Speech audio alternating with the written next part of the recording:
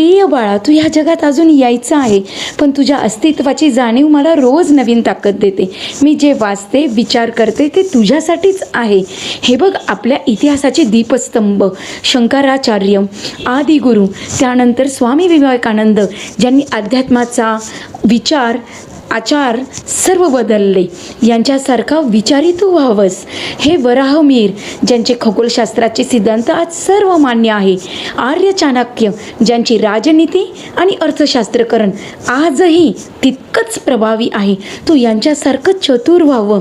स्वराज्य हा माझा जन्मसिद्ध अधिकार आहे आणि तो मी मुळीच देणार नाही, इतकं लोकमान्यांसारखं स्वाभिमानी व्हावं. हे बघ बाळा, तू हे छोट्या छोट्या गोष्टी शिकाव्या.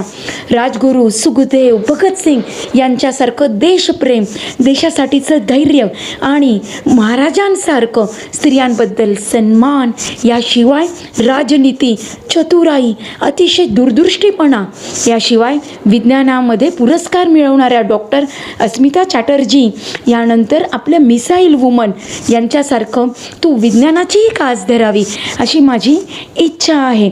तू भारताचं भविष्य आहे. तू आपल्या बाबासाहेबांचे विचार आहेत. तू महात्मा फुलेंचा संघर्षाचा विचार आहेस. पण मला माहिती आहे, इतिहास आणि विज्ञान घडवणारी माणसं अचानक आली नाही.